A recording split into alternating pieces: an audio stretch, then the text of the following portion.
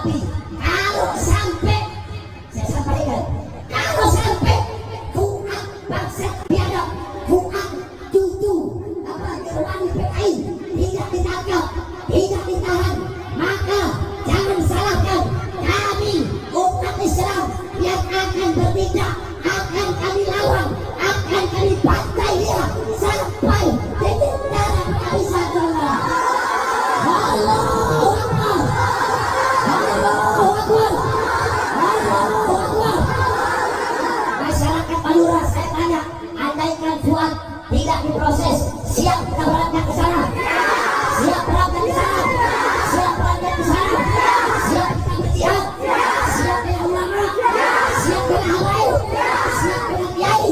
Allahu Akbar.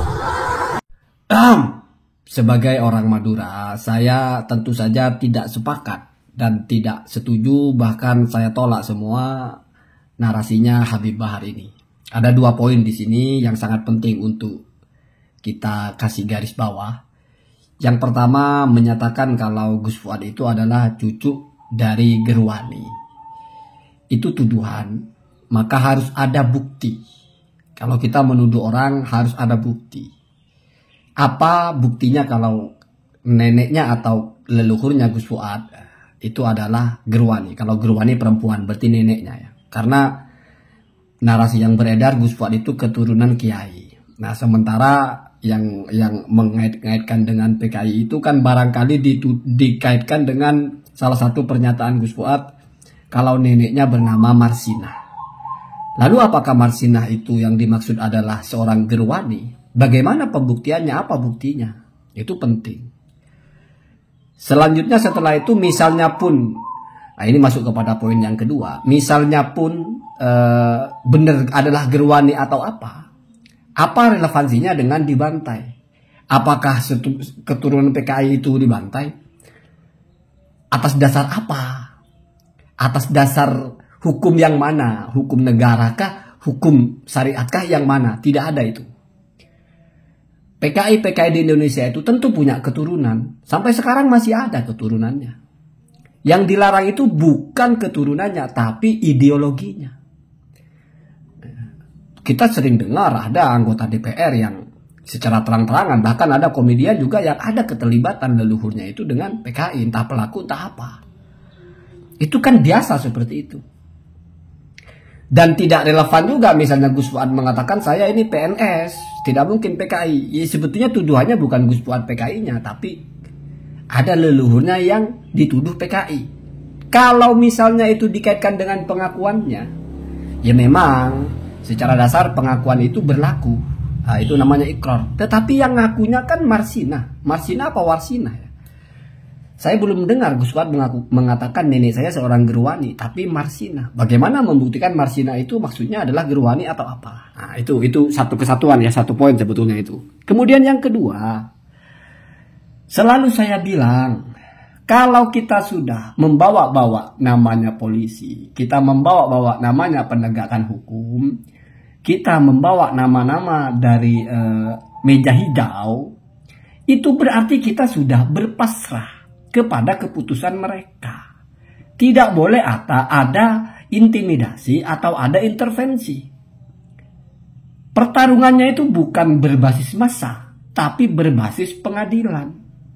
Ditangkapkah, ditahankah, dibiarkankah atau apa, itu adalah wewenang dari pihak ketiga, pihak tengah.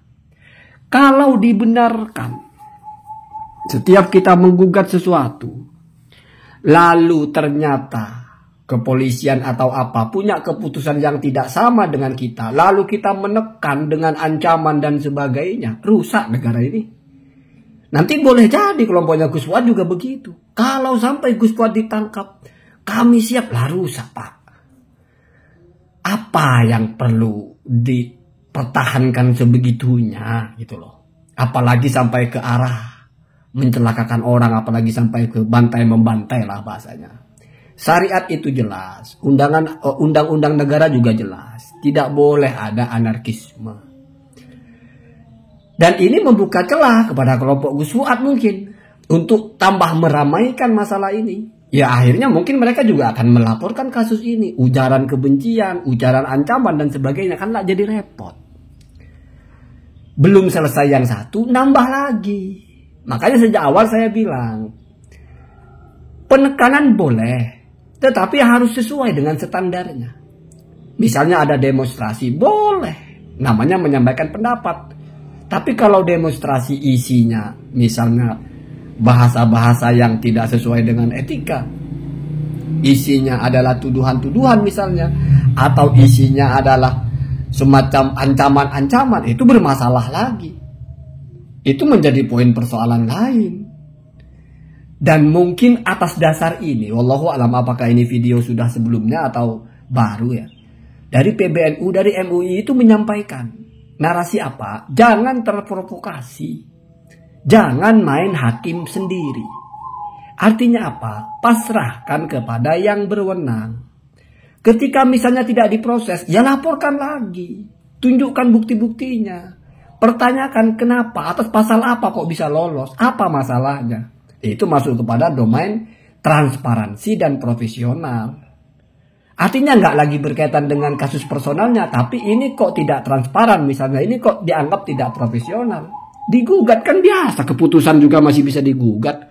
Misalnya diputuskan lolos, ya gugat, siapa yang memutuskan lolos? Gugat lagi, biasa begitu. Ini namanya kita bernegara dan menerapkan hukum negara. Sebagai kewajiban kita sebagai warga negara. Kalau seperti ini polanya, apalagi ngangkat-ngangkat celurit, udah nggak musim sekarang begitu. Mau melawan sesama muslim hanya karena berbeda dalam memandang sesuatu, nggak perlu dengan cara seperti itu. Dan tidak pernah dibenarkan dari sisi manapun.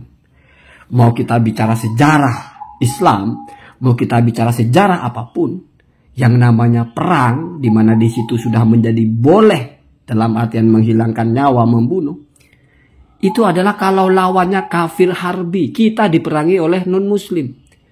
Kalau sesama muslim pun, ya, kecuali keadaan tertentu untuk menyelamatkan diri Anda diserang, tidak ada cara lain, atau keadaan-keadaan tertentu yang jelas tidak seperti ini, tidak akan pernah benar ya, narasi-narasi seperti ini.